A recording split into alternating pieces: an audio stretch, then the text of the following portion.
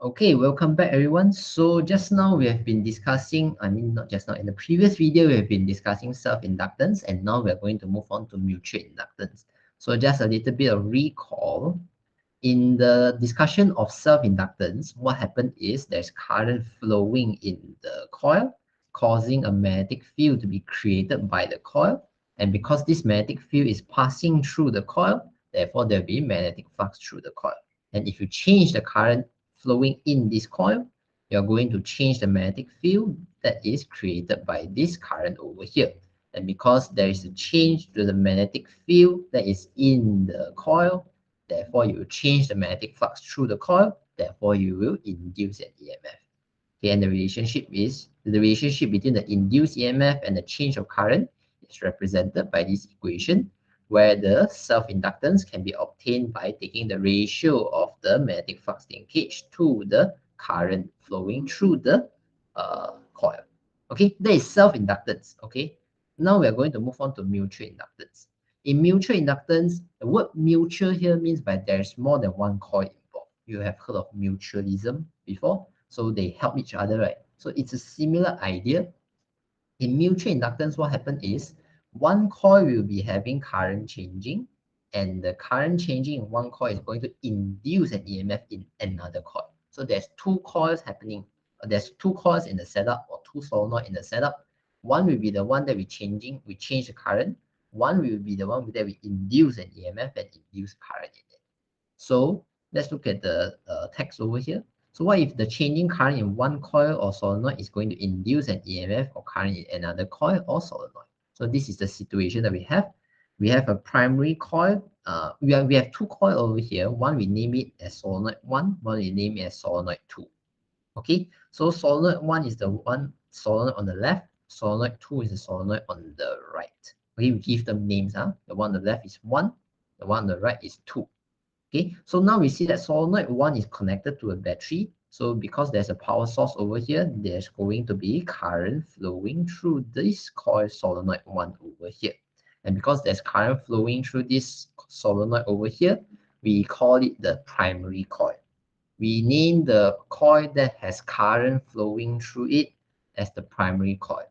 And now what we are going to do, we are going to change the current in the primary coil in order to induce an EMF and induce current in the solenoid on the right. So solenoid 2 over here, or the solenoid on the right over here, will be the one that we induce an EMF and current in it. And because there will be an EMF and there will be a current induced in it, we call this a secondary coil. Okay, the secondary here means by the function of this coil is to have an EMF and current induced in it. The word primary here means by it is the one that is having current and you are changing the current. Okay, you can think of cause and effect, right? The cause of the induced EMF, the cause is you changing the current over here, causing a change in the magnetic field created by this current over here, thus changing the magnetic flux through coil 2 over here. Okay, so the cause is over here, the solenoid on the left. The effect is the solenoid on the right. That's why we call the solenoid on the left as the primary coil, the solenoid on the right as the secondary coil. Okay, so in this case, solenoid 1 is the primary coil, solenoid 2 is the secondary coil. So we place an ammeter over here because once we induce an EMF, there will be an induced current. So the induced current, we can measure it using this ammeter over here. Okay, so based on this setup over here, we are going to have current flowing in solenoid 1. And current flowing in solenoid 1 is going to create a magnetic field. So because there's current flowing in solenoid 1, there will be a magnetic field created by solenoid 1. So these 5 arrows to the right is representing the magnetic field that is created by solenoid 1. So because this magnetic field created by solenoid 1 is passing through solenoid 2, therefore there will be a magnetic flux linkage for solenoid 2. Again, this magnetic field is created by solenoid 1, but it happens to pass through solenoid 2. So therefore solenoid 2 will have a magnetic flux linkage. You can see that the current flowing through solenoid 1 is proportional to the magnetic field created by solenoid 1. Because this is a solenoid, therefore the magnetic field created by the solenoid will be B1, magnetic field created by solenoid 1 equals to half mu naught small n1 I1. Small n1 means by the number of turns per unit length for solenoid 1. I1 here means the current flowing through solenoid 1. Why do we put a half mu naught small ni instead of the mu naught ni that we usually use? Is because this magnetic field here is passing through coil or solenoid 2. So we are interested with the magnetic field passing through the solenoid 2, means that we are interested with the magnetic field at this position. This is definitely not the center of the solenoid. It is at the far end of the solenoid, so we can approximate it as half mu naught ni. But in this situation here, whether you put in half or you don't put in half is not important for me, because the purpose of me writing this equation over here is just to tell you that the current flowing through solenoid 1 is proportional to the magnetic field created by solenoid 1. That's the purpose of me writing this equation here, to show that this is proportional to each other. Okay, so the magnetic field created by solenoid 1 is going to cause a magnetic flux linkage through solenoid 2, because there's magnetic field passing through it. So the magnetic flux for solenoid 2 can be determined using NBA cos theta. And of course, since you're interested with solenoid 2, therefore the number of turns will of course be the number of turns of solenoid 2. But the magnetic field here again is created by solenoid 1. So this one will be B1 instead of B2, because the magnetic field is created by solenoid 1. The area over here is the area of the circular coil that is experiencing magnetic field. So if your primary coil is larger than your secondary coil, then the whole secondary coil will have magnetic field passing through it. So you can just put it as the area of the secondary coil, or A2. But if you see here, I put A1. Why do I put A1? Is if you have a situation where the area of the primary coil is smaller than the area of the secondary coil, then only a smaller area of the secondary coil is experiencing magnetic field. Okay, let's give a scenario. Let's say if your primary coil is this small, then only this portion here is having magnetic field. This portion over here has no magnetic field passing through it. Then in that case, you have to put in the area for solenoid 1, because not the whole area of solenoid 2 is experiencing magnetic field, just the area of the solenoid 1 over here that is experiencing the magnetic field. So the area here is flexible. You have to look at the situation. If the solenoid 1, the one that has current, is larger than the solenoid 2, then the whole area of solenoid 2 will be experiencing magnetic field. So the area here you put in A2. But if the primary coil, the coil that is having current flowing through it, is smaller, then there's a smaller area of the secondary coil that is experiencing magnetic field. Therefore, you have to change the area to be the smaller area of the primary coil. So this one is flexible. For now, I just put in A1 over here. Okay, the theta over here depends on the secondary coil, the angle between the magnetic field and the area vector of the secondary coil. So the purpose of me writing this over here is again to show you that the magnetic field created by solenoid 1 is proportional to the magnetic flux linkage for solenoid 2. That's why B1 is proportional to the magnetic flux linkage for solenoid 2. Okay, so now we know that already, we can say that the current flowing through solenoid 1 is proportional to the magnetic flux linkage for solenoid 2. We can skip this one in the middle and say that the current flowing in solenoid 1 is proportional to the magnetic flux linkage for solenoid 2. So knowing this, we can break the magnetic flux linkage into n small phi, the number of turns times the magnetic flux. So again, this one is the magnetic flux linkage for solenoid 2. So we have to remain the number of turns for solenoid 2 and the magnetic flux through solenoid 2. Okay, so because there's a proportional relationship over here, you can introduce a constant of proportionality, and we name this constant of proportionality as the mutual inductance, big M. So this big M here is used to replace this proportionality with an equal sign, with a constant of proportionality over here. So here, Mi will be equals to N phi. But as you can see, the current is current flowing through solenoid 1, but N2 and phi 2 are for solenoid 2. Again, be careful with the subscript. So if you bring things around, you can see that the mutual inductance is equals to N2 phi 2 over I1. Okay, you might have noticed that I didn't really explain what does 2, 1 mean. Is it by 2 on 1 or by 1 on 2? Well, the 2, 1 over here is irrelevant. It's not important. I'm just writing it there for the sake of writing. Later, you see me remove the 2, 1 from the subscript over here because it's irrelevant. I'm just writing there because I want to explain something later. Okay, so just for now, you can just ignore the meaning of 2, 1 and 1, 2 down here. But for the current, definitely it's current flowing through solenoid 1. For the magnetic flux linkage, is definitely for solenoid 2. Okay, this one is confirmed. You need to write in the subscript for the which coil you're referring to. But for the mutual inductance, this 2, 1, what does it mean? We don't care about it now. Okay, so now I can tell you that the role of each coil and solenoid can also be reversed. Means by right now, I put solenoid 1 as a primary coil because I drive current through it. I put solenoid 2 as a secondary coil because there's going to be EMF and current induced in this coil. But I can reverse the role actually. How do I reverse it? By changing the battery over here and putting the ammeter over here. So if I do that, then now solenoid 2 will become the primary coil and the solenoid 1 will be the secondary coil. Okay, why? Because now current is driven at solenoid 2. There's a power source over here, so solenoid 2 will be having current flowing through it. So you act as the primary coil, and if we change the current of solenoid 2, you induce an EMF in solenoid 1. So solenoid 1 is the one that is the effect, so we call it the secondary coil. Okay, so if we reverse the role, then it's the same idea, but now current in solenoid 2 is going to create a magnetic field. So now this magnetic field here will be created by solenoid 2 because there's current flowing through solenoid 2. Therefore, there'll be magnetic field created by solenoid 2, but the magnetic field happens to pass through solenoid 1. Therefore, there will be magnetic flux linkage for solenoid 1. Okay, the idea is still the same, so I'm going faster.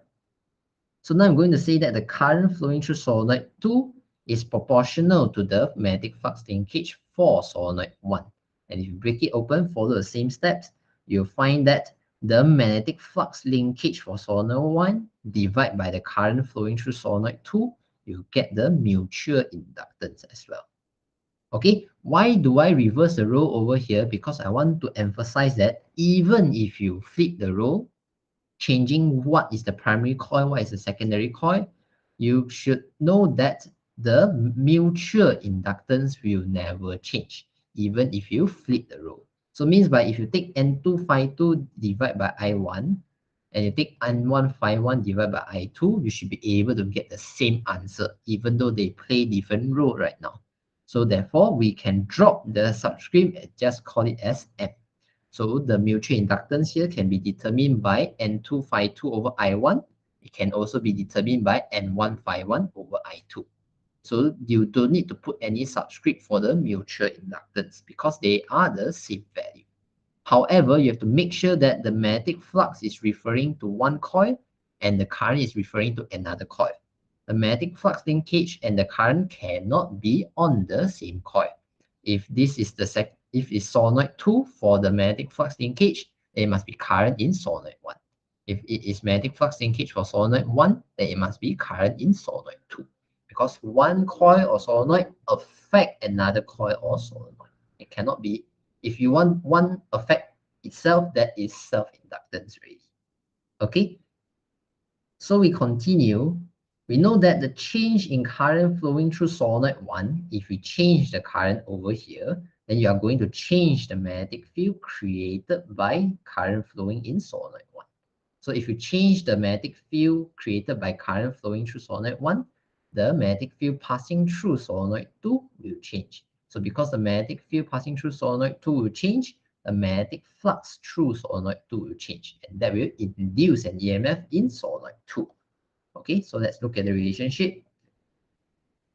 So the change in current flowing through solenoid 1 is going to change the magnetic field created by solenoid 1.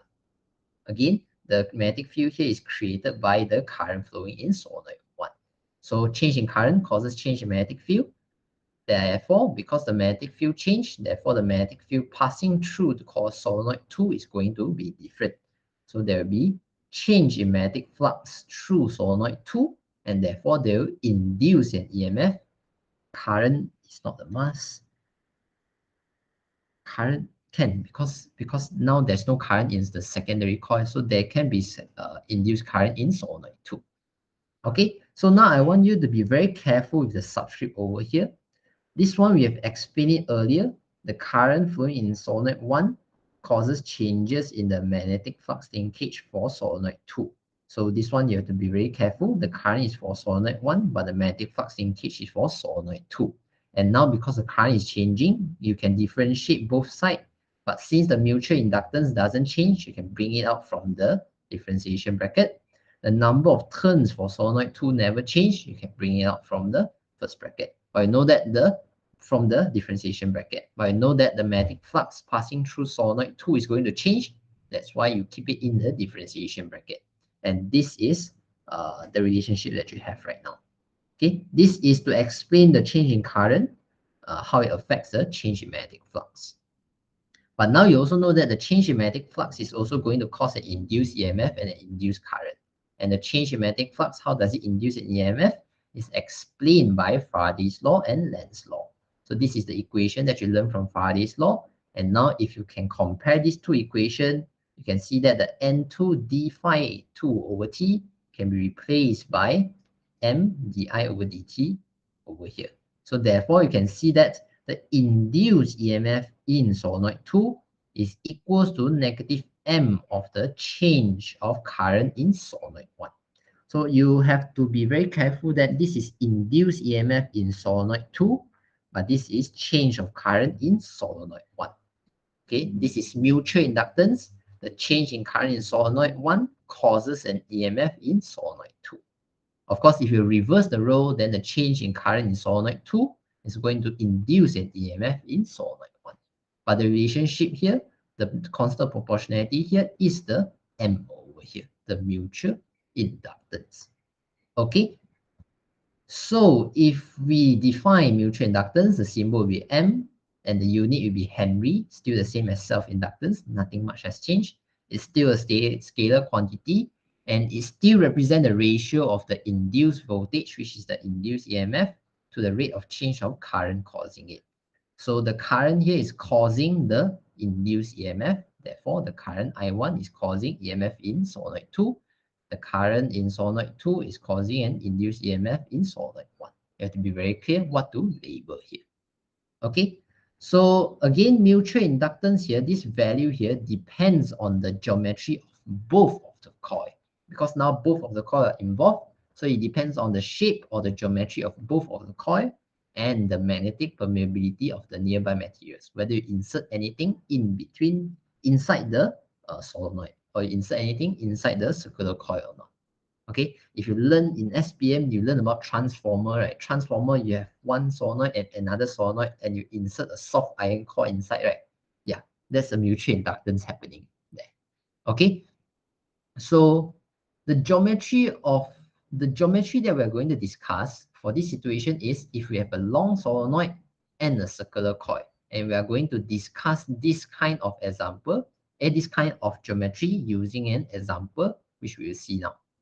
Okay, please do take note that for self-inductance, we discuss two different kind of geometry. One is a circular coil, one is a solenoid. Okay, they are not in one setup. One setup can be a circular coil, another setup can be a solenoid. They are different setup. They induce EMF in their own self. Okay, but now we talk about mutual inductance. The setup that we are going to discuss is if we have a long solenoid and we have a circular coil.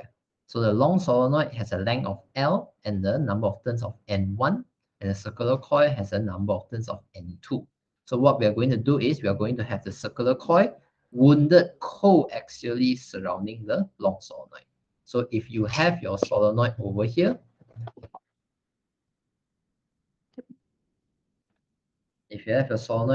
what you're going to do is you're going to take a coil and you're going to wound it around the long solenoid. That is the example that we're going to discuss right now.